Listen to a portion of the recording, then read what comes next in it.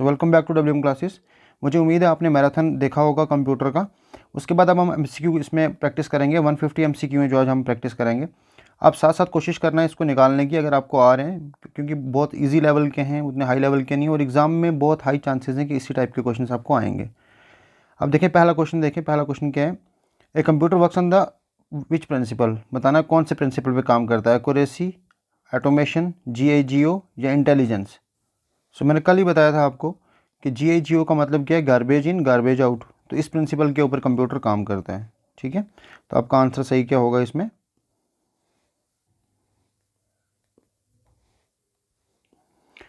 GIGO। ठीक है, garbage in garbage out. So next question देखें। IPO cycle stands for, IPO cycle stands for, ज़रा बताओ इस क्वेश्चन को करके IPO का क्या मतलब होगा। देखो आई का मतलब इनपुट आ गया, P का मतलब क्या होगा, प्रोसेस, और O का मतलब क्या होगा, आउटपुट। कि कंप्यूटर मेन क्या करता है, IPO साइकिल पे काम करता है। तो मतलब इनपुट आ रहा है, उसके बाद प्रोसेस कर रहा है और आउटपुट। ठीक है, ये ऑप्शन आ गया आपका। The brain of the computer, ये तो सबको आता ही होगा। ठीक है, क्या होगा, CPU। नेक्स्ट क्वेश्चन देखो, विच of the following is not a characteristic of computer, इनमें से कौन सी कंप्यूटर की करेक्टरिस्टिक नहीं है। देखो स्पीड तो है, एक्यूरेसी है, स्टोरेज भी है, इंटेलिजेंस है कि नहीं है, जितनी हम देंगे उतनी होगी उसकी। तो ये उसकी करेक्टरिस्टिक्स में नहीं आती है इंटेलिजेंस। ठीक है, अच्छा, क्योंकि ये सिर्फ इंस्ट्रक्शंस को ही फॉलो करता है। उसके बाद नेक्स्ट क्वेश्चन देखें। Raw facts and figure are known as, raw facts and figure are known as, उनको क्या बोलते हैं, कल मैंने बताया था। इन्फॉर्मेशन या डाटा में से कोई एक आंसर होगा, आउटपुट प्रोग्राम तो होगा नहीं। तो रॉ को क्या बोलते हैं हम, क्या हम शुरू में क्या दे रहे हैं उसको, डाटा। तो वो जब आउटपुट देगा तो वो हमें इन्फॉर्मेशन देता है, जो एक स्टैंडर्ड फॉर्म में होगी या फिर। ठीक है, ये कल मैंने बताया था, इसमें जाने की ज़रूरत नहीं है ज़्यादा। तो रॉ फैक्ट्स को क्या बोलते हैं हम, डाटा बोलते हैं, सिंपल। प्रोसेस डाटा को क्या बोलेंगे हम, इंस्ट्रक्शंस, इन्फॉर्मेशन बोलेंगे सर। ठीक है, क्या बोलेंगे, इन्फॉर्मेशन बोलेंगे। उसके बाद ENIAC belongs to which generation of computer, कल हमने जनरेशन्स बहुत अच्छे से कवर की थी, तो आई होप आपको ये आंसर दे देना चाहिए। तो इसका क्या था, ENIAC का फर्स्ट जनरेशन थी ये। ठीक है, फर्स्ट जनरेशन, जिसमें हम वैक्यूम ट्यूब्स वगैरह यूज़ करते थे। क्लासिकल एग्जाम्पल इसकी ENIAC है। ठीक है, नेक्स्ट देखें। विच technology was use in the second generation computer, तो इनमें से बताओ, वैक्यूम ट्यूब्स थे, नहीं थे, IC, ट्रांजिस्टर, माइक्रो प्रोसेसर, ज़रा इनमें से बताओ कौन सा होगा। तो सेकंड जनरेशन में वैक्यूम ट्यूब्स को रिप्लेस किया था किसने, ट्रांजिस्टर्स ने। तो इसका आंसर क्या होगा हमारा, C ऑप्शन। नेक्स्ट क्वेश्चन देखें। माइक्रो प्रोसेसर वर इंट्रोड्यूस इन विच जनरेशन, तो बताओ माइक्रो प्रोसेसर कौन सी जनरेशन में आए थे, फोर्थ जनरेशन में। ये कल मैंने बहुत अच्छे से एक्सप्लेन किया हुआ है, कैसे आए, क्यों आए, पूरी कहानी। तो जिसने नहीं देखा तो मैराथन देख ले, उसके लिए इजी रहेगा। 1.5 घंटे से भी कम का है, शायद 1 घंटे 20 मिनट का है। आप 2x पे भी करके देख सकते हो, लेकिन आपसे बहुत बहुत सारी चीज़ें आपको सीखने को मिलेंगी। नेक्स्ट क्वेश्चन देखें। Which number system is use by the computer, तो इनमें से कौन सा डेसिमल यूज़ करता है, ये ऑक्टल करता है, बाइनरी करता है, कि ये करता है। तो कंप्यूटर बेचारे को सिर्फ बाइनरी आती है, 0 और 1 में ही। ठीक है, ट्रांसफ़र करने के लिए हम बाकी चीज़ें यूज़ करते हैं, वो हम पढ़ा है हमने, तुम्हें बताने की ज़रूरत नहीं है उतना, क्योंकि लंबा हो जाएगा, सबको पता भी होगा। ठीक है, नेक्स्ट देखें। ये आ गया हमारा बाइनरी। उसके बाद 1 बाइट में कितने बिट्स होते हैं, ज़रा बताएं। 1 बाइट में कितने बिट होंगे, 8 बिट्स। 1 KB में कितने होंगे, 1024 बाइट्स। ठीक है, उसके बाद which computer is use for weather forecasting, कल मैंने बताया था, सुपर कंप्यूटर्स। ठीक है, which of the following is a digital computer, इनमें से बताओ डिजिटल कंप्यूटर कौन सा होगा। थर्मामीटर तो नहीं है, स्पीडोमीटर भी नहीं है, ECG भी नहीं है। तो लैपटॉप, लैपटॉप क्या होगा हमारा, डिजिटल कंप्यूटर। तो ECG किसकी एग्जाम्पल होगी, अभी नेक्स्ट क्वेश्चन आपका उसी पे आएगा। विच generation of computer is based on AI, artificial intelligence के बेसिस पे ऊपर कौन सी जनरेशन जो है बेस्ड करती है, मतलब थर्ड, फोर्थ, फिफ्थ के सेकंड। तो कल मैंने बताया था, आपको पता भी होगा कौन सी है, फिफ्थ। ठीक है, उसके बाद स्मॉलेस्ट यूनिट ऑफ, अगर डाटा की बात करें तो सबसे छोटा वाला कौन सा है, उसे हम बोलते हैं बिट। बिट का मतलब होता है 0 और 1। ठीक है, बिट मतलब 0 या 1, उसको बिट बोलेंगे, एक बिट। उसके बाद GIGO हमने ऊपर भी पढ़ा, मतलब गार्बेज इन गार्बेज आउट, जो कि कंप्यूटर का बेसिक प्रिंसिपल है, कि मतलब जो आप उसको फीड करोगे आपको आउटपुट भी वैसा ही देगा, अपनी अकल नहीं यूज़ करता है। तो GIGO refers to input quality, नहीं, आउटपुट क्वालिटी नहीं, data correctness, input determines output, बिल्कुल। ठीक है, GIGO देखो मतलब तो वही हुआ ना, कि जो आप दोगे वही आउटपुट मिलेगा, तो इनपुट पे ही डिटरमाइन करता है इसका आउटपुट। ठीक है, which computer is mainly use in banks, कल मैंने बताया था बहुत अच्छे से कि बैंक में कौन से वाले, जैसे हमने पढ़े थे कौन से, main frame, micro computer, super computer, सारे पढ़े थे। तो इसका आंसर क्या है, main frame computers. Computer can not work without, इनमें से किसके बगैर काम नहीं कर सकता? माउस होगा या नहीं होगा उतना फ़र्क नहीं पड़ता, मॉनिटर होगा नहीं होगा फ़र्क नहीं पड़ता, प्रिंटर से भी कोई फ़र्क नहीं पड़ता, लेकिन अगर प्रोग्राम ही नहीं होगा तो कंप्यूटर ऑन ही नहीं होगा बेचारा, मतलब चलेगा कैसे, ठीक है, प्रोग्राम के बगैर। नेक्स्ट देखें, which is an example of hybrid computer, इनमें से बताना है हाइब्रिड कंप्यूटर। हाइब्रिड मैंने कल बताया था जिसमें एनालॉग और डिजिटल दोनों यूज़ होते हों। तो लैपटॉप में तो डिजिटल कंप्यूटर है, कैलकुलेटर एनालॉग है हमारा, डेस्कटॉप डिजिटल है। पीछे क्या बचा? ECG machine. तो ईसीजी मशीन में हम दोनों चीज़ें, एनालॉग भी, और आपने देखा होगा जब ईसीजी करवाने जाते हैं जिस ग्राफ के ऊपर आपका ईसीजी निकलता है वो रियल टाइम डाटा देता है आपका पूरा का पूरा हार्ट का क्या है, ठीक है, और साथ में वो डिजिटल मशीन का भी यूज़ होता है। तो ECG is the best example of hybrid computer. Next देखें, हार्डवेयर और सॉफ्टवेयर के ऊपर नेक्स्ट क्वेश्चन हमारे होंगे, ये इजी होंगे, आप सबको आ रहे होंगे शायद, मुझे बहुत हाई होप्स हैं। अगर आपने मैराथन देखा तो आप सारे क्वेश्चन आराम से कर लोगे 150 के 150।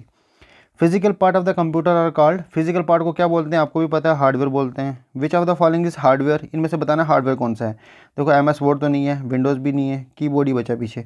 मैंने क्वेश्चंस इजी दिए हैं क्योंकि मैंने लास्ट ईयर के पेपर आपके एनालाइज किए थे, उसमें बहुत इजी क्वेश्चंस पूछे हुए हैं। तो पहला हमारी जो सीरीज़ है ये 150 की, ये इजी वाली है। इसके बाद हम मॉडरेट सीरीज़ लाएंगे, उसके बाद थोड़ी डिफिकल्ट लाएंगे, ठीक है। अब देखें, ALU परफॉर्म्स, ALU की फुल फॉर्म क्या होती है? Arithmetic and logic unit. तो अरिथमेटिक ऑपरेशंस और लॉजिक ऑपरेशंस दोनों काम करता है। तो देख लो, स्टोरेज ऑपरेशंस ना, लॉजिकल ऑपरेशंस बिल्कुल करता है, अरिथमेटिक एंड लॉजिक ऑपरेशंस बिल्कुल, ये सही इसका अप्रोप्रिएट आंसर होगा क्योंकि इसमें तो सिर्फ LU ही है, ठीक है, लॉजिक ऑपरेशन से। तो इसका आंसर क्या होगा? C। CU स्टैंड फॉर, ये तो आसान सा है, कंट्रोल यूनिट, ठीक है। उसके बाद fastest memory in a computer is, fastest memory इनमें से कौन सी किसकी होती है? रैम की, रोम की, कैशे की, या रजिस्टर्स की? अब देखो, जो रजिस्टर्स होते हैं ना, ये CPU के अंदर होते हैं, हमारे सेंट्रल प्रोसेसिंग यूनिट के अंदर, और ये सबसे ज़्यादा तेज़ जो काम करते हैं फास्टेस्ट मेमोरी रजिस्टर्स की होती है। रजिस्टर्स किसके बनते हैं वो उतना जाने की ज़रूरत नहीं है, वो किसी ज़माने में पढ़ेंगे, मतलब बाद में आने वाली वीडियोज़ में पढ़ लेंगे अगर ज़रूरत पड़ेगी, ठीक है। विच मेमोरी इज़ वोलेटाइल, तो मैंने कल आपको एक कोड बताया था, हम कंफ्यूज होते हैं कि रैम वोलेटाइल है कि रोम वोलेटाइल है, ठीक है, या टेम्परेरी कौन सी है।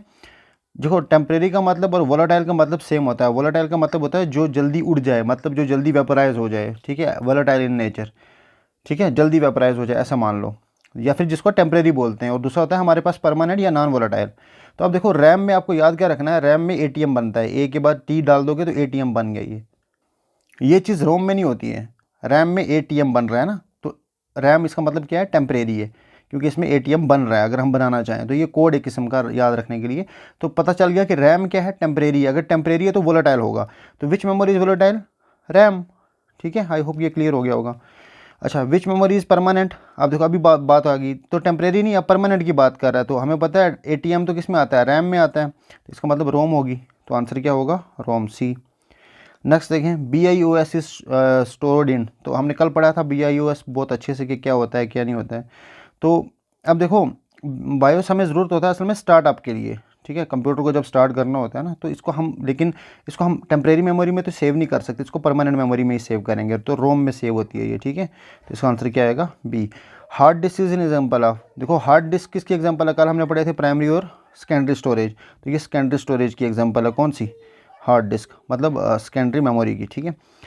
विच इज़ सिस्टम सॉफ्टवेयर, इनमें से बताना है सिस्टम सॉफ्टवेयर कौन सा है। MS एक्सेल नहीं है, MS वर्ड नहीं है, विंडोज़ या फोटोशॉप भी नहीं है, तो क्या आंसर आएगा हमारा, Windows. Which software is use to write program, इनमें से कौन सा प्रोग्राम के लिए यूज़ होता है, तो प्रोग्रामिंग सॉफ्टवेयर ही होगा, सिंपल सी बात है, ठीक है। उसके बाद देखें, which of the following is not a software, इनमें से सॉफ्टवेयर कौन सा नहीं है। Excel, printer, browser, operating system, ये आप आराम से कर सकते हो, ठीक है। इनमें से कौन सा सॉफ्टवेयर नहीं है, इसमें क्या ही था। अच्छा, फर्मवेयर इज़ ए, ये देखो फर्मवेयर जो हमने कल पढ़ी थी, फर्मवेयर ये होता क्या है, हार्डवेयर है या सॉफ्टवेयर स्टोर इन रोम है या एप्लीकेशन सॉफ्टवेयर है या OS है। तो फर्मवेयर होता क्या है, ये एम्बेडेड सॉफ्टवेयर होता है एक किस्म का, ठीक है। तो इसका मतलब इसका आंसर क्या आएगा हमारा, जो पहले से हमारे पास स्टोर होता है, फर्मवेयर स्टोर होती है रोम में, ठीक है। जो हमारा एम्बेडेड का मतलब हो गया पहले से जो, मतलब अंदर हमने घुसा के रखा है, ठीक है, software. Firmware is a software, लेकिन कहाँ पे होता है, ये रोम में होता है फर्मवेयर। कैश मेमोरी ये आपने सबने पढ़ा होगा, ठीक है। Cache memory is use to store files, speed up processing, storage, BIOS या स्टोर ऑपरेटिंग सिस्टम। तो कैश मतलब जो कैश मेमोरी है ये हकीकत में करती क्या है? ये असल में देखो, हमने कल भी बताया था कि कैश मेमोरी का मेन कल शायद मैं बता पाया कि नहीं, कैश मेमोरी का अगर देखोगे ना तो इसका मतलब सबसे बड़ा फंक्शन क्या होता है कि जो डाटा जैसे मान लो कि वो प्रोसेस कर रहा है, कंप्यूटर कोई भी डाटा प्रोसेस कर रहा है ना, वो सारा का सारा डाटा ताकि एक टेम्परेरी बेसिस के ऊपर हमारे पास सेव रहे, जो हमारे कंप्यूटर की स्पीड को बढ़ा दे। कहने का मतलब जैसे मान लो कंप्यूटर ने पहले निकाला 2 + 4 = 6 होते हैं, तो वो उसने स्टोर कर लिया थोड़ी देर के लिए। बाद हमने बोला ये बता 6 + 9 कितने होंगे, तो ये 6 पहले से स्टोर होना चाहिए, तो ये कैश मेमोरी में रहता है, ठीक है। अब देखें, cache memory use to store file, speed up processing, तो इसका बेस्ट अप्रोप्रिएट आंसर होगा बी, स्पीड अप प्रोसेसिंग। तो मेन इसका फंक्शन क्या होता है ताकि प्रोसेस ये स्पीड को बढ़ा सके। Which memory is closest to CPU, तो इनमें से कौन सा है? रजिस्टर ही है हमारा, ठीक है। उसके बाद which memory stores frequent use data for faster access, अभी हमने पढ़ा ये, ठीक है। तो कौन सी होती है? Cache memory. Which memory is use to store the operating system temporarily, ठीक है। तो इसका आंसर भी क्या होगा हमारा? अच्छा, ये रैम है, क्योंकि टेम्परेरी की वही बात कर रहा है ना। Which memory is use to store operating system temporarily, तो मतलब वही ATM याद रखना है आपने, ठीक है। तो रैम में आ गया वो, तो रैम आंसर आ गया आपका। Which of the following is an example of secondary storage, तो देखो प्राइमरी स्टोरेज और सेकेंडरी स्टोरेज। तो सेकेंडरी स्टोरेज जो होती हैं वो डाटा को स्टोर करती हैं परमानेंटली, जैसे हार्ड डिस्क होगी हमारी या DVD CD वगैरह। तो अब इसमें आपके पास बेस्ट ऑप्शन कौन सा है? हार्ड डिस्क, ये तो टेम्परेरी है, कैश भी टेम्परेरी है, रजिस्टर भी आपके ये इसके काम नहीं आते हैं, सेकेंडरी स्टोरेज में नहीं आती हैं, प्राइमरी स्टोरेज है तीनों की तीनों। तो सेकेंडरी स्टोरेज कौन सी? हमारी ऑप्शन डी, हार्ड डिस्क, ठीक है। नेक्स्ट देखें, विच software control the overall operation of the computer system, मतलब ओवरऑल ऑपरेशन जो कंप्यूटर सिस्टम का होगा, ओवरऑल ऑपरेशन, ये याद रखना, ये टर्म वहाँ पे अगर आ जाए एग्जाम में, ओवरऑल ऑपरेशन कौन सा सॉफ्टवेयर जो है वो कंट्रोल करता है कंप्यूटर सिस्टम में? तो एप्लीकेशन सॉफ्टवेयर करेगा, प्रोग्रामिंग सॉफ्टवेयर करेगा, यूटिलिटी करेगा या ऑपरेटिंग सिस्टम करेगा? तो ऑपरेटिंग सिस्टम ही होता है मेन जो मतलब अगर आप ओवरऑल ऑपरेशन की बात करें तो वो ऑपरेटिंग सिस्टम ही उसको हैंडल करता है, ठीक है। तो इसका आंसर क्या आएगा? Operating system. नेक्स्ट क्वेश्चन है, which software is use to translate high level language into machine language. तो कल हमने पढ़ा भी था कि कंपाइलर का काम होता है कि हाई लेवल लैंग्वेज को, हाई लेवल प्रोग्राम्स जितने भी हमारे हाई लेवल लैंग्वेज, उसको ये मशीन लैंग्वेज में चेंज करता है। कौन कौन करता है? शाबाश, कंपाइलर, ठीक है। अब देखें, ये आ गया हमारा कंपाइलर। उसके बाद असेंबलर का काम क्या होता है? शाबाश, ये असेंबली लैंग्वेज को, नाम से ही पता चल रहा है, असेंबलर क्या करेगा? असेंबली लैंग्वेज को, कल हमने पढ़ा था असेंबली लैंग्वेज क्या होती है बहुत अच्छे से, ये मशीन लैंग्वेज में चेंज करता है, ठीक है। तो assembly language into machine language, तो क्या आंसर आ जाएगा आपका? बी। उसके बाद नेक्स्ट क्वेश्चन है आपका, इंटरप्रेटर ट्रांसलेट्स कैसे करते हैं? Entire program at a once, line by line, ये हमने कल पढ़ा था इंटरप्रेटर, और दूसरा हमारा कौन सा था? और कंपाइलर। तो इंटरप्रेटर और कंपाइलर, इनमें मेन डिफरेंस क्या होता है? इंटरप्रेटर क्या करता है? लाइन बाय लाइन पढ़ता है, जैसे मान लो सबसे पहले ये लाइन पढ़ेगा, फिर ये पढ़ेगा, फिर पढ़ेगा, फिर उसी हिसाब से उसको चेंज करके मशीन लैंग्वेज में बताएगा कंप्यूटर को कि इसका मतलब ये था। तो ये पूरे के पूरे प्रोग्राम को एट ए वंस नहीं करता, लाइन बाय लाइन करता है। तो क्या आंसर आएगा इसका? बी, लाइन बाय लाइन, ठीक है। अब देखिए, विच of the following is an application software, इसमें बताना है एप्लीकेशन सॉफ्टवेयर कौन सा है। पहला आ गया LINUS, ये हमने कल पढ़े थे, ठीक है। विंडोज़, MS एक्सेल और कंपाइलर। देखो कंपाइलर तो हो गया बाहर हमारा। उसके बाद इसने एप्लीकेशन सॉफ्टवेयर, तो एप्लीकेशन सॉफ्टवेयर क्या करती हैं? मतलब जैसे अपने जो वाली एप्लीकेशन आप इंस्टॉल करते हो, किस लिए करते हो? मोबाइल के ऊपर इंस्टॉल। मैं ऐसे जनरल एग्जांपल दे रहा हूँ ताकि आपको समझ आ जाए। एप्लीकेशन सॉफ्टवेयर वही वाली वो होती हैं जो हमारा काम आसान कर देती हैं। मतलब कोई चीज़ एप्लीकेशन, मतलब कोई अप्लाई करनी है हमने कोई चीज़, तो वो उसको आसान बना देती हैं, तो इनको बोलते हैं हम एप्लीकेशन सॉफ्टवेयर। अब देखो, लिनक्स और विंडोज़ तो रहे, ये तो मेन है हमारे ऑपरेटिंग सिस्टम। अब MS एक्सेल बच के पीछे, कंपाइलर तो बाहर हो गया बेचारा, इसका फंक्शन ही अलग है। तो इसका आंसर क्या आ जाएगा? C, which is not a system software. ये पूछ रहा है कि which is not a system software, इनमें से सिस्टम सॉफ्टवेयर कौन सा नहीं है। अब देखो कौन सा नहीं है, ये तो आप ऐसे ही देख सकते हो। तो ये MS वर्ड नहीं है सिस्टम सॉफ्टवेयर, विंडोज़ भी है, लिनक्स भी है, यूनिक्स भी है, ये सिस्टम सॉफ्टवेयर है, ठीक है। लिनक्स विंडोज़ यहाँ पे भी थे तो सिस्टम सॉफ्टवेयर हैं वो, मैं ऑपरेटिंग सिस्टम बोल गया था शायद, ठीक है।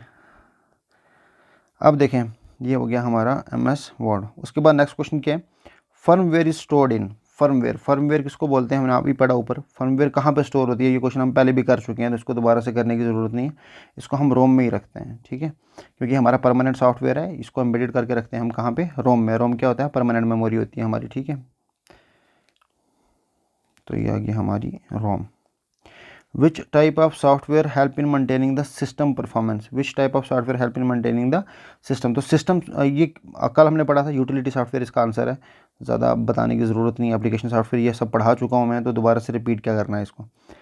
Which software is required to run application software, तो ये पूछ रहा है कौन सा सॉफ्टवेयर यूज़ होता है एप्लीकेशन सॉफ्टवेयर को रन करने के लिए, तो कौन सा होगा, एप्लीकेशन सॉफ्टवेयर ही होगा, ठीक है। तो इसमें कौन सा आ गया हमारा एप्लीकेशन सॉफ्टवेयर। अच्छा हाँ, ये क्या पूछ रहा है, which software is required to run application software, तो हाँ कौन सा, utility software, system software, programming software, और दूसरा कौन सा है हमारा, फर्मवेयर। अब हमने कल पढ़ा था कि एप्लीकेशन सॉफ्टवेयर के लिए सबसे पहले ज़रूरी क्या चीज़ है आपके पास, सिस्टम सॉफ्टवेयर होना। सिस्टम सॉफ्टवेयर नहीं होगा तो एप्लीकेशन सॉफ्टवेयर कैसे काम करेगा, तो इसका आंसर क्या आएगा आपका, system software, option B. Which software is used for virus protection, ये तो आप एंटीवायरस आराम से देख के बता सकते हो, ठीक है। नेक्स्ट देखें, which memory retains its content ever when power is off, हाँ जब पावर ऑफ हो गया फिर भी उसने अपने कंटेंट को रिटेन किया हुआ है, मतलब वो उड़ा नहीं है, मतलब टेम्परेरी नहीं है। तो रैम में तो टेम्परेरी होता है, हमने पढ़ा एटीएम, ठीक है, तो रैम में तो टेम्परेरी होगा, कैश भी टेम्परेरी होती है, रोम ही आया हमारा आंसर, ठीक है, क्योंकि वो नॉन वोलाटाइल होता है। तो सी आ गया हमारा ROM. Which of the following is not programming language translator, इनमें से है कौन सा नहीं है, देखो कंपाइलर भी है, इंटरप्रेटर भी है, असेंबलर भी है, ब्राउज़र थोड़ी ना है, ठीक है। कंपाइलर का क्या फंक्शन है ये हमने पढ़े हुए हैं कल, ठीक है। असेंबलर का क्या है अभी भी पढ़ लिए ऊपर। Which device is use to enter text and number, है इनमें से कौन सा टेक्स्ट और नंबर करने, माउस से आप टेक्स्ट नंबर कहाँ करोगे, ठीक है, स्कैनर से भी नहीं कर सकते हो, मॉनिटर से भी नहीं, तो कीबोर्ड इसका आंसर होगा, ठीक है। ये इजी क्वेश्चन है। Mouse in example of input device होगा कि आउटपुट, इनपुट होगा, ठीक है। जो इजी वाले हैं उनको मैं जल्दी जल्दी स्किप कर रहा हूँ, लेकिन जो थोड़े से इंटरेस्टिंग है जहाँ पे आप फंस सकते हो वो देख लो। Which device is use to convert hard copy into soft copy, तो क्या हार्ड कॉपी कहाँ डालते हैं हम, मॉनिटर में तो डालेंगे नहीं, प्रिंटर में भी नहीं डालेंगे, स्कैनर में ही डालेंगे, तो स्कैनर उसको स्कैन करके सॉफ्ट कॉपी में चेंज कर देगा। तो बी आंसर आ गया इसका, स्कैनर। OMR स्टैंड फॉर, ठीक है, तो OMR का आपका एग्ज़ाम भी OMR पे होना है।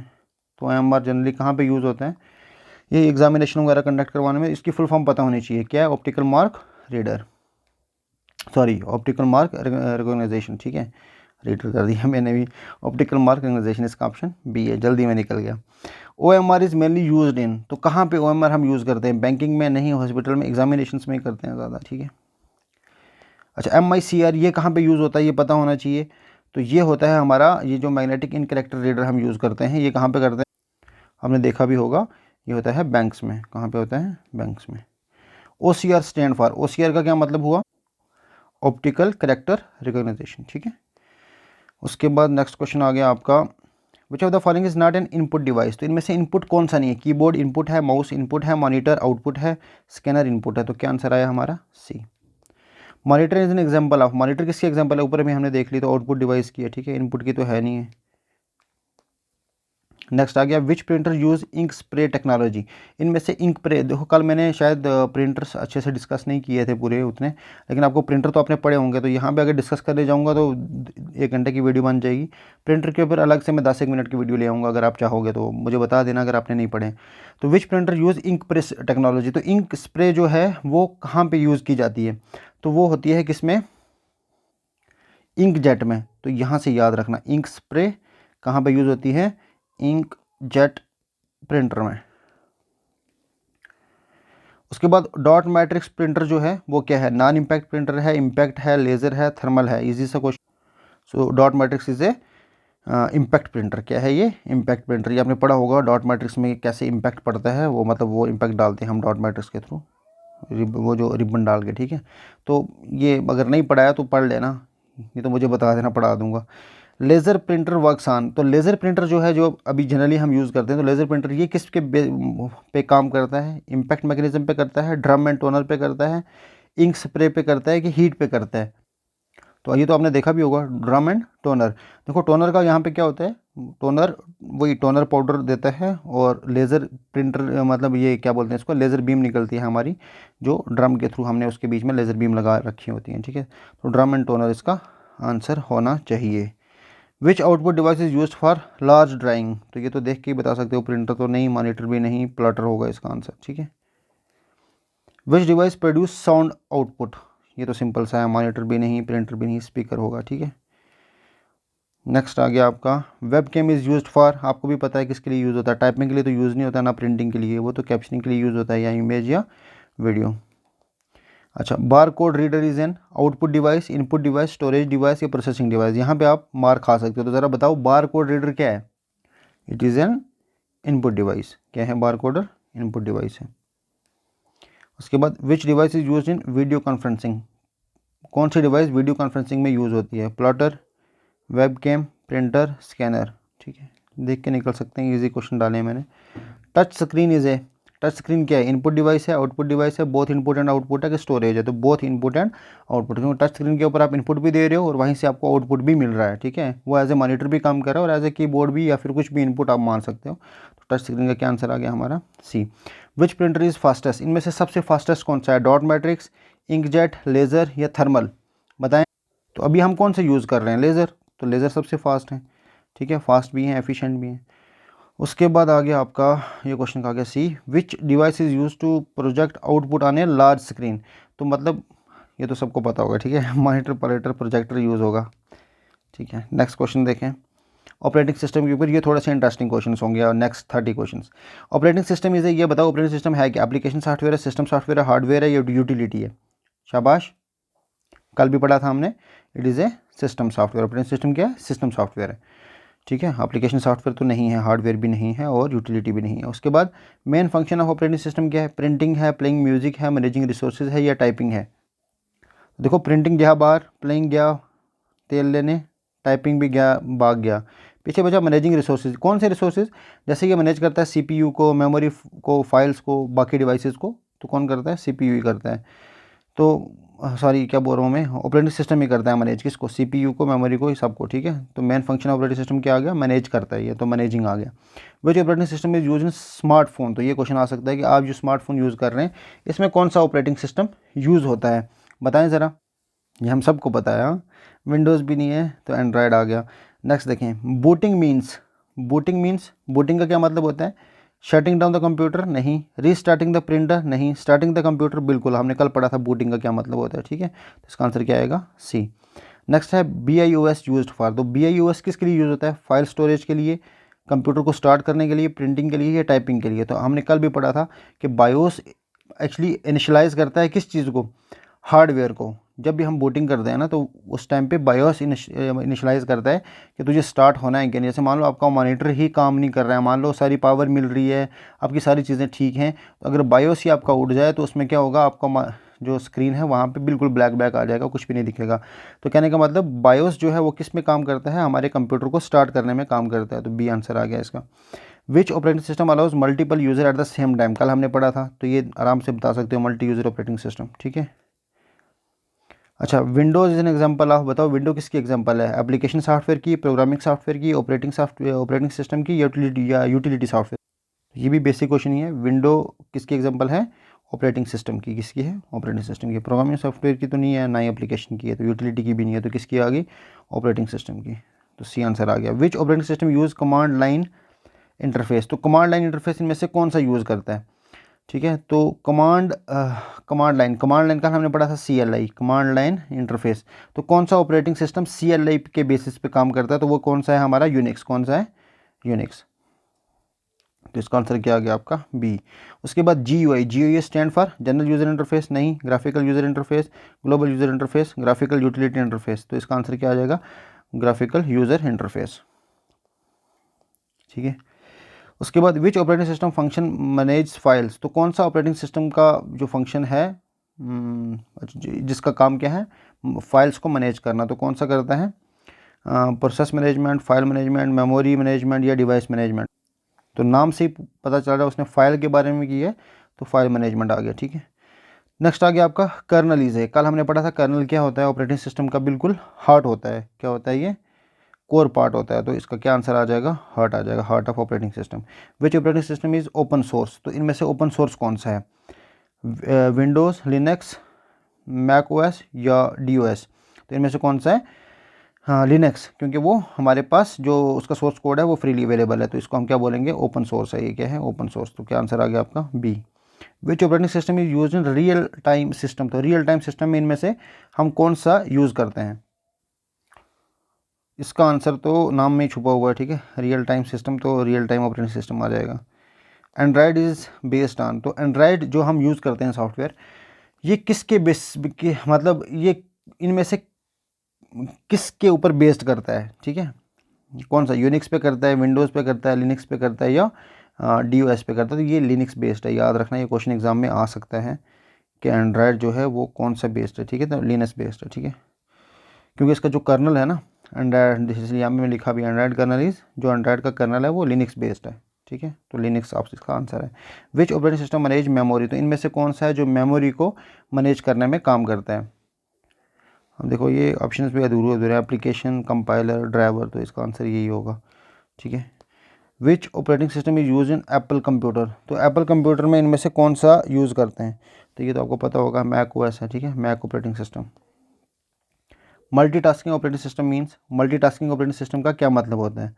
कि मल्टीटास्किंग का हमने कल भी पढ़ा था कि पैरेलल में बहुत सारे, साइमल्टेनियसली बहुत सारे काम होते हैं, ठीक है। तो multi programs at a time, तो ये आंसर होगा इसका। CLI स्टैंड फॉर, हमने अभी ऊपर पढ़ा, तो CLI का क्या फुल फॉर्म थी? कमांड लाइन इंटरफेस, ठीक है, CLI कमांड लाइन इंटरफेस, ठीक है।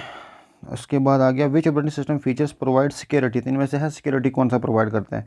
फाइल सिस्टम क्या सिक्योरिटी प्रोवाइड करेगा? तो पासवर्ड एंड परमिशन, ठीक है, ऐसे बोल सकते हैं। Which operating system is best for servers, तो सर्वर्स के लिए कौन सा ऑपरेटिंग सिस्टम बेस्ट है? तो वो कौन सा है? लिनक्स है, इसीलिए हम इसमें यूज़ भी करते हैं। हमने ऊपर पढ़ा ना अभी एंड्राइड में, ठीक है, जो एंड्राइड का अभी हमने पढ़ा था ना कहीं पे, ठीक है, एंड्राइड का जो कर्नल है वो लिनक्स बेस्ड है। और उसके बाद ये भी पढ़ा था कि इनमें से जो कौन सा क्वेश्चन था, ओपन सोर्स वाला, तो ओपन सोर्स का भी आंसर क्या था? लिनक्स था। तो इसलिए मैक्सिमम क्वेश्चंस का आंसर देख लो लिनक्स है। ये मैंने कल पढ़ाया भी था थोड़ा बहुत, अगर कुछ बचा होगा तो वो यहाँ पे कवर हो जाएगा, ठीक है। तो ये हो गया। उसके बाद नेक्स्ट क्वेश्चन क्या है, which operating system is commonly use for servers, तो किसके लिए कौन सा? मैं अभी बताया ना लिनक्स, ठीक है, कौन सा है? Linux. Time sharing operating system allows, तो टाइम शेयरिंग ऑपरेटिंग सिस्टम क्या अलाउ करता है? One user at a time, batch processing only, multiple user to share CPU time, only real time task. तो नाम में ही छुपा है टाइम शेयरिंग ऑपरेटिंग सिस्टम, तो क्या करेगा ये कि CPU का जो टाइम है ना उसको शेयर करने में, मतलब मल्टीपल यूज़र्स CPU के टाइम को शेयर कर सकते हैं, ठीक है। तो time sharing operating system divides CPU time amongst multiple user और प्रोसेसर्स। उसके बाद which operating system features prevents unauthorized access, तो इनमें से कौन सा अनऑथराइज्ड एक्सेस को ब्लॉक करेगा, ठीक है, या प्रिवेंट करेगा? फाइल मैनेजमेंट नहीं, डिवाइस मैनेजमेंट नहीं, सिक्योरिटी मैनेजमेंट ही होगा इसका आंसर, ठीक है। Which of the following is in real time operating system, तो विंडोज़, लिनक्स, RTOS, DOS हमने अभी पढ़ा। ये इसका नाम तो देखो इसी में छुपा हुआ है, RTOS, ठीक है, real time operating system, RTOS। Which operating system components directly interacts with the hardware? Which operating system component directly interact with the hardware, इनमें से है कौन सा डायरेक्टली हार्डवेयर के साथ इंटरेक्ट करता है? तो कल हमने पढ़ा था ये, जब कर्नल पढ़ा था ना हमने, उस टाइम पे आपको मैंने बताया था ये, ठीक है। तो कर्नल आंसर आ गया। Which operating system is developed by Apple INC, ये तो आसान सा क्वेश्चन है। Which operating system mainly command based, तो इनमें से कमांड बेस्ड कौन सा है? तो वो कौन सा है? यूनिक्स है, याद रखना, कमांड बेस्ड कौन सा है? यूनिक्स है।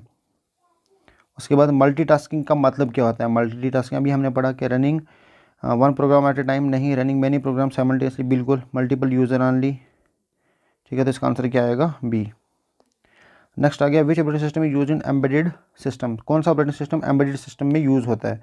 तो अब देखो एम्बेडेड सिस्टम को क्या चाहिए कि मतलब एक तो प्रोसेस ताकि फास्ट हो, प्रिसाइज हो, ठीक है, उसका रिस्पांस जल्दी आ जाए, ठीक है। तो इसलिए इसका आंसर क्या आएगा? RTOS, real time operating system. तो कौन सा ऑपरेटिंग सिस्टम एम्बेडेड सिस्टम है? RTOS। नेक्स्ट है which of the following is not an operating system, इनमें से ऑपरेटिंग सिस्टम कौन सा नहीं है? विंडोज़, लिनक्स, एंड्राइड और MS वर्ड। MS वर्ड नहीं है, बाकी सब है, ठीक है। नेक्स्ट क्वेश्चन देखिए, MS वर्ड के ऊपर एक क्वेश्चन आ गए, यहाँ से को बहुत सारे क्वेश्चन, आपके 6 क्वेश्चन तो यहीं से बनेंगे, तो MS वर्ड को अच्छा से देख लेना, इसमें किस किस टाइप के क्वेश्चन बन सकते हैं। MS word is a spreadsheet software है, प्रेजेंटेशन सॉफ्टवेयर है, वर्ड प्रोसेसिंग सॉफ्टवेयर है, कि डाटाबेस सॉफ्टवेयर है, ठीक है। तो इसका आंसर क्या होगा हमारा? वर्ड प्रोसेसिंग सॉफ्टवेयर है, C ऑप्शन, ठीक है। नेक्स्ट देख, default file extension of M S Word, ये हर एक एग्ज़ाम में ऑलमोस्ट आपको दिख ही जाएगी। तो क्या है इसकी, डॉट docx, ठीक है, document X. Modern version of M S Word saves file is क्या है, .docx। Which feature is use to send same letter to many people. इनमें से कौन सा फीचर यूज़ करके हम एक ही लेटर को बहुत सारे लोगों तक भेज सकते हैं, कौन सा फीचर यूज़ करेंगे, किस में, एम एस वर्ड में। तो आपको क्या बताना है, फाइंड एंड रिप्लेस नहीं, mail merge, spell check, track. तो क्या आंसर आया, mail merge. Mail merge combines main documents with a data source. अच्छा next, shortcut key for bold, ये तो सबको पता होगा, Ctrl+B। ये शॉर्टकट की सारी आप पढ़ लेना एक बार, ABCD अप टू Z तक, ठीक है, किसका क्या मतलब होता है। हेडर एंड फुटर अपीयर्स, ये कहाँ पे मतलब हेडर और फुटर कहाँ पे अपीयर होते हैं, आपने MS वर्ड तो यूज़ किया होगा। ऑनली ऑन फर्स्ट पेज, बिल्कुल नहीं। ऑनली ऑन लास्ट पेज, बिल्कुल नहीं। एवरी पेज, बिल्कुल। On A selected page only, नहीं, ठीक है। तो ये हर एक पेज पे शो होता है हेडर फुटर। फिर अगर एक बार इसको आप अप्लाई कर देते हो तो फिर अपनी मर्ज़ी नहीं चलती कि मैं यहाँ पे लगाऊंगा, यहाँ पे नहीं लगाऊंगा। उसके बाद spell check option is use to. Spell check किस लिए यूज़ करते हैं हम, फॉर्मेट टेक्स्ट के लिए, करेक्टिंग स्पेलिंग एरर्स, नाम में ही पता चल रहा है आपको, तो इसका आंसर क्या होगा, B. Which view shows document as it will appear when printed. तो इनमें से कौन सा व्यू, जैसे आपको प्रिंट करना है, तो प्रिंट करने से पहले आप देखना चाहते हो कि प्रिंट वाला जो मेरा पेज है उसके ऊपर मुझे कैसे नज़र आएगा। तो उसके लिए कौन सा ऑप्शन हम यूज़ करते हैं, वो टॉप के ऊपर प्रिंट पे जाके फिर प्रिंट व्यू में, तो प्रिंट लेआउट व्यू यूज़ करते हैं। तो क्या आंसर आ गया आपका, सी। नेक्स्ट देखें, Ctrl+Z तो सबको पता है। जैसे मान लो मैंने यहाँ पे अभी कुछ लिखा, अब मैं चाहता हूँ कि ये वाला जो ऑपरेशन मैंने किया है ये बैक हो जाए, तो उसके लिए मैं क्या करूँगा, Ctrl+Z करूँगा, तो वो अनडू हो जाता है, पीछे वापस आ जाता है, ठीक है। तो Ctrl+Z क्या हो गया, अनडू, वापस पीछे आ जाएगा, ठीक है। रिवर्स द लास्ट एक्शन, तो लास्ट एक्शन को रिवर्स कर देता है। Track changes is use to, तो ट्रैक चेंजेस किसके लिए यूज़ होते हैं, शाबाश। अब एक डॉक्यूमेंट में आपने जितने भी एडिट्स किए ना, जैसे मान लो तो ट्रैक चेंजेस क्या करता है, उनका रिकॉर्ड रखता है, जितने भी एडिट आपने एक डॉक्यूमेंट में किए होते हैं उन सब का। तो इसका आंसर क्या आ जाएगा, रिव्यू एडिट्स, ठीक है।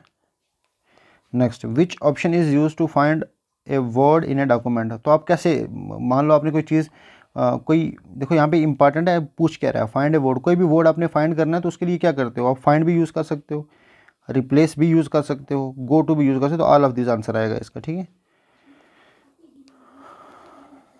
तो आप क्या आ गया, डी। उसके बाद page margin are set using, तो पेज मार्जिन हम यूज़ करते हैं, जैसे मान लो ये मेरा पेज है जो MS वर्ड पे निकला है, तो उसके ऊपर हमारे पास मार्जिन होते हैं साइड के ऊपर, उनको हम सेट करते हैं। तो page margin are set using किसके थ्रू करते हैं, तो किसके थ्रू करते हैं, सबसे पहले आपको कहाँ पे जाना पड़ता है अगर मार्जिन आपको सेट करना है, तो ऊपर ऑप्शन होता है एक लेआउट का, तो लेआउट पे जाओगे, तो कहाँ पे ऑप्शन इसका, किधर गए क्वेश्चन, हाँ ये है, insert tab, home tab, layout tab. तो क्या आंसर आएगा इसका, layout tab. Which option is use to insert table, तो टेबल इंसर्ट करने के लिए आप क्या करोगे, सबसे पहले ऑप्शन होता है ऊपर इंसर्ट का। इसलिए मैंने कल बताया था आपको, जब मैंने MS वर्ड पढ़ाने लगा था, मैंने बोला था कि मेरे पढ़ाने से ज़्यादा बेटर है कि आप रोज़ 10 मिनट MS वर्ड को यूज़ कर लो, कुछ भी लिखो, एप्लीकेशन लिखो, किसी के लिए कुछ बना लो 10 मिनट के लिए, ठीक है। तो आपको सारे ऑप्शंस आपको ऊपर पता चल जाएंगे कौन कौन से ऑप्शंस होते हैं, अगर किसी ने नहीं यूज़ किया तो उसके लिए बता रहा हूँ। तो which option use to insert table, तो क्या करेंगे हम, इंसर्ट ऑप्शन यूज़ करेंगे, ठीक है। बी आंसर आ गया इसका।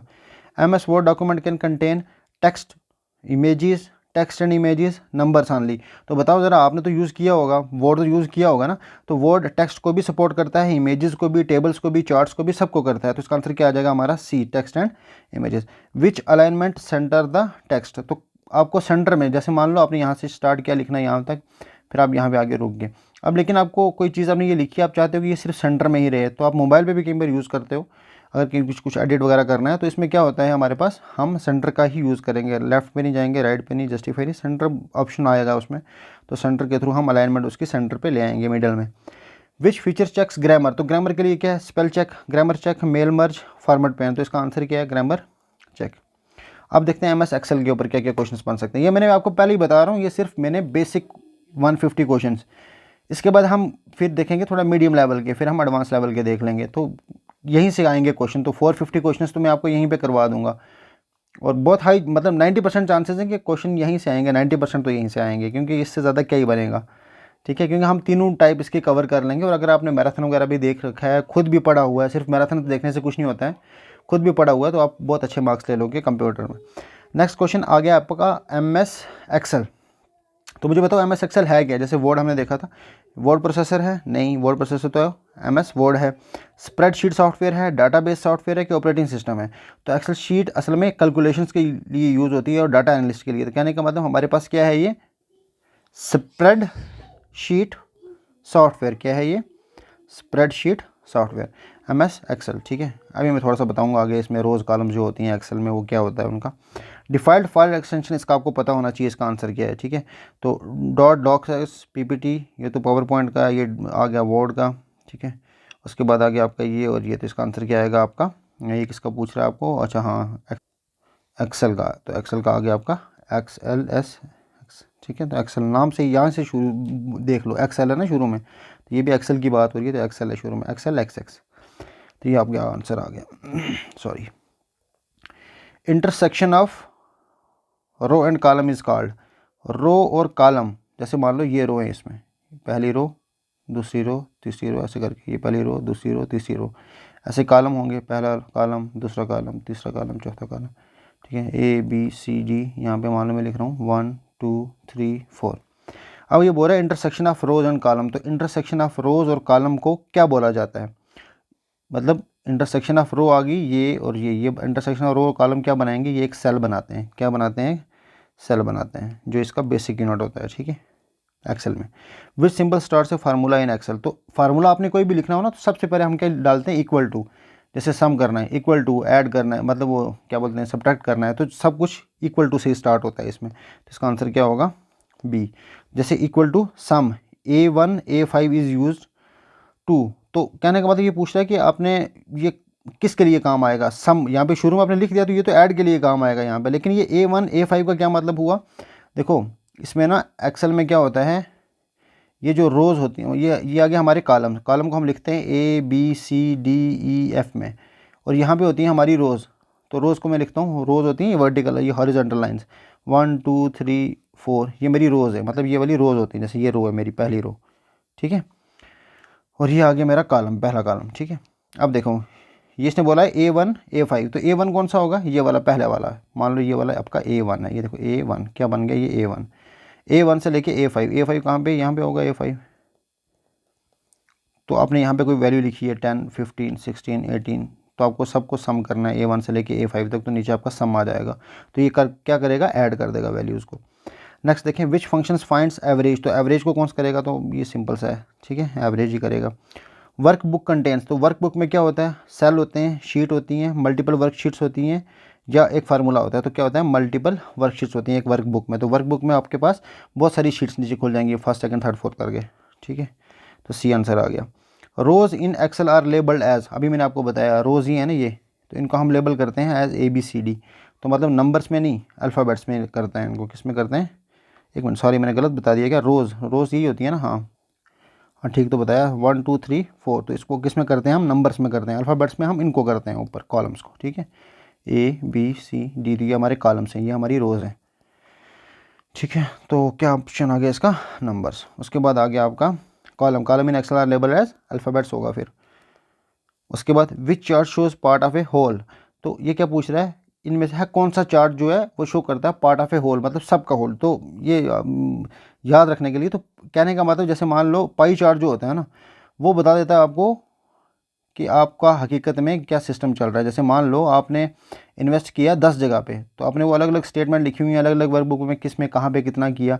लास्ट में आपको पूरा का पूरा चार्ट शो होता है, लेकिन वो सारा का सारा, कहने का मतलब आपने जितना भी लिखा, जो भी है आपके पास डाटा, उस डाटे का उस डाटा का मतलब जो भी आपने चार्ट बना के रखा हुआ है, उसका जो पार्ट आपको अगर देखना है, मतलब एक समरी देखनी है अगर ऐसे मान लो, तो वो किसके थ्रू हमें शो होती है? पाई चार्ट के थ्रू। ठीक है, तो किसके थ्रू होती है? पाई चार्ट के थ्रू। उसके बाद मैक्स, ये inverted comma begin close function returns. ठीक है, मैक्स ब्रैकेट तो इसका क्या मतलब हुआ? मैक्स का मतलब क्या होगा? मैक्सिमम वैल्यू, और क्या होगा? ठीक है, which function counts numeric values, तो इनमें से है कौन सा नमेरिक वैल्यूज़ को काउंट करेगा? तो कौन सा करेगा? काउंट ही करेगा। ठीक है, ये आप जब यूज़ करोगे ना आपको सब समझ आ जाएगा आस्ता आस्ता। सेल एड्रेस B5 मीन्स, तो B5 का क्या मतलब होगा? अब देखो मैंने अभी आपको बताया, ये आ गई आपकी रो। ठीक है, मान लो ये पहली रो है आपकी, और ये आ गई आपकी पहले कॉलम। ठीक है, ये आपका सेल बन गया। मैंने बताया हम रोज़ को कैसे रिप्रेजेंट करते हैं साइड से, 1 2 3 4 5, ऊपर हम लिखते हैं ABCDEF ऐसे करके। ठीक है, ये हमारे कॉलम्स आ गए, ये हमारी रोज़ आ गई। अब देखें यहाँ पे क्या पूछ रहा है, सेल एड्रेस B5, तो B आ गया, ये 5 कहाँ पे है, ये, ठीक है। तो ये B का मतलब क्या हो गया, ये आपकी कॉलम है, B कॉलम और 5th रो, कॉलम 5 रो B किधर गया यार, ये कौन सी हमारी ये रो आ गई ना, रो 5th है, row 5th column B, column B row 5th, row 5th column B, C answer, ठीक है। ये आराम से देख के बता सकते हो आप। Which option is use to sort data, इनमें से कौन सा ऑप्शन हमें तो ये दिया दे रखा है, तो इसमें क्या ही करना है, ठीक है। Excel is mainly used for, Excel किसके लिए यूज़ करते हैं, टाइपिंग लेटर्स के लिए, प्रेजेंटेशंस के लिए, कैलकुलेशंस के लिए, ब्राउजिंग के लिए। तो एक्सेल को मेनली जो यूज़ किया जाता है वो कैलकुलेशंस के लिए यूज़ किया जाता है, ठीक है। अब देखें एम एस एक्सेस और पावर पॉइंट के ऊपर क्वेश्चन है हमारे नेक्स्ट वाले। पहला क्वेश्चन देखो, M S Access is a, तो वर्ड प्रोसेसर बिल्कुल नहीं, स्प्रेडशीट बिल्कुल नहीं, डाटाबेस सॉफ्टवेयर बिल्कुल, तो ये क्या है, डाटाबेस सॉफ्टवेयर होता है, ठीक है, एम एस एक्सेस। अब देखें default file extension of the M S Access, तो इसकी आपको बताना है कौन से डॉक्यूमेंट्स, ये हमने पढ़ लिया है, ये एक्सेल की है, ये पावर पॉइंट की है, तो पीछे बच की ये डी आंसर, ठीक है। तो याद रख लेना इसका, default file extension M S Access की किसमें, कहने का मतलब जब आप इसकी एम एस एक्सेस में जो आपने फाइल बनाई है उसको जब आप सेव करोगे ना, तो वो सेव किस में होती है, लास्ट में उसमें एक्सटेंशन होगी लास्ट में कुछ, उस एक्सटेंशन की बात यूज़ कर रहे हैं हम। टेबल इन एक्सेस स्टोर्स, तो जो टेबल है वो क्या स्टोर करता है, तो वो एक्चुअल डाटा को करता है स्टोर, किसको, डाटा को स्टोर करेगा, क्वेरीज को नहीं करेगा, रिपोर्ट्स को नहीं, किसको, डाटा को करेगा, सी ऑप्शन। प्राइमरी की इज़ यूज टू, तो प्राइमरी की किसके लिए यूज़ होती है, हम जिससे रिकॉर्ड यूनिकली आइडेंटिफाई कर सके। अब देखें PowerPoint is use to create, PowerPoint किसके लिए, प्रेजेंटेशन के लिए यूज़ होता है, ये आपको सब पता होगा, ठीक है, C option. Default file extension of a PowerPoint, बताओ ज़रा इनमें से कौन सी है, PPTX, ठीक है। नेक्स्ट देखें, animation in PowerPoint is applied to, animation in PowerPoint is applied to slides, text and objects, background या प्रिंटर, तो ये किसके ऊपर काम करता है, स्लाइड्स के ऊपर, किसके ऊपर, एनिमेशन इन पावर पॉइंट किस पे काम करता है, स्लाइड्स पे। आपने पावर पॉइंट यूज़ किया होगा तो आपको, एक मैंने क्या गलती कर दी, animation in PowerPoint is applied to, अच्छा सॉरी, टेक्स्ट एंड ऑब्जेक्ट्स आएगा, किसके आएगा, देखो मैं भी गलती कर सकता हूँ तो आप भी कर सकते हो जल्दी जल्दी में वहाँ पे, ठीक है। तो क्या आंसर आएगा, टेक्स्ट एंड ऑब्जेक्ट्स, ठीक है। तो एनिमेशन कहाँ पे अप्लाई करते हैं हम, टेक्स्ट पे और ऑब्जेक्ट्स पे करते हैं। अच्छा, transition in PowerPoint refers to, transition in PowerPoint refers to, तो सिंपल सा है, क्या आंसर होगा इसका, स्लाइड चेंज इफेक्ट, ठीक है। ट्रांजिशन का मतलब पावर पॉइंट में क्या मतलब होता है कि स्लाइड चेंज कर रहे हैं, उसका क्या इफेक्ट पड़ेगा। Slide shows views in use, slide show view is use to, तो मुझे बताओ स्लाइड शो व्यू किस लिए यूज़ किया जाता है, एडिट स्लाइड नहीं, ये स्लाइड को प्रेजेंट करने के लिए, ठीक है। स्लाइड शो व्यू है तो किसके लिए यूज़ होगा, स्लाइड को प्रेजेंट करने के लिए। नेक्स्ट आ गया, विच की स्टार्ट स्लाइड शो, तो इनमें से कौन सी की है जो स्लाइड शो को स्टार्ट करेगा, आपको डायरेक्ट करना है तो आप F5 दबा दो, क्या दबाओगे, F5, तो आपको क्या हो जाएगा, स्लाइड ये जो स्लाइड शो है वो स्टार्ट हो जाएगा, ठीक है। नेक्स्ट आ गया आपका इंटरनेट एंड ईमेल के ऊपर क्वेश्चंस। पहला देखो, इंटरनेट है क्या, सिंगल कंप्यूटर है, बिल्कुल नहीं, ग्लोबल नेटवर्क है, बिल्कुल, सॉफ्टवेयर भी नहीं है, हार्डवेयर भी नहीं है, तो क्या इंटरनेट क्या है, ग्लोबल नेटवर्क है। नेक्स्ट देखें, WW स्टैंड्स फॉर, आसान सा क्वेश्चन है, वर्ल्ड वाइड वेब, तो यहाँ पे कंफ्यूज हो सकते हो, वर्ल्ड वेब वाइड है, world wide web world wide, तो इस टाइप का एक क्वेश्चन शायद आया भी है आपको पहले। Which software is use to browse internet, OS, browser, compiler, antivirus, तो क्या आएगा, ब्राउज़र्स। नेक्स्ट आ गया example of the search engine, तो सर्च इंजन की एग्जांपल क्या है, क्रोम भी है, गूगल है, विंडोज़ है, विंडोज़ कहाँ है, एंड्राइड। विच अच्छा example of the search engine, इनमें से सर्च इंजन की एग्जांपल कौन सी है। अब देखो क्रोम जो है ये तो ब्राउज़र है हमारा, ठीक है। एंड्राइड तो ये हमारा ऑपरेटिंग सिस्टम आ गया, विंडोज़ भी, तो पीछे क्या बच गया हमारे पास, गूगल, तो एग्जांपल ऑफ सर्च इंजन क्या आएगा, गूगल आ जाएगा। नेक्स्ट देखें, ईमेल स्टैंड्स फॉर, ईमेल का मतलब क्या होता है, इलेक्ट्रॉनिक मेल, ठीक है, क्या होता है, electronic mail. Email address content, तो ईमेल कोई भी एड्रेस आपको पता है उसमें @ आता है बीच में, ठीक है, तो आंसर आ गया आपका @ SMTP इज़ यूज फॉर, तो SMTP किसके लिए यूज़ होता है, ये भी सबको पता होगा, सेंडिंग ईमेल्स, ठीक है। POP3 is use for, POP3 use किस लिए करते हैं हम, शाबाश, रिसीविंग के लिए। तो याद कैसे रखोगे, देखो P का R बनाना आसान है, वहाँ पे SMTP है, यहाँ पे 3 P हैं, POP3, ठीक है। तो POP3 किसके लिए, रिसीविंग के लिए, SMTP किसके लिए, सेंडिंग के लिए। ऐसे आसान तरीका याद रख लो, S फॉर सेंडिंग है तो SMTP सेंडिंग ईमेल्स के लिए यूज़ हो रहा है, और दूसरा POP3 आगे ये रिसीविंग के लिए यूज़ होगा। नेक्स्ट आ गया आपका BCC स्टैंड्स फॉर। तो BCC का क्या मतलब फुल फॉर्म होती है? Blind carbon copy. क्या होगा? Blind carbon copy.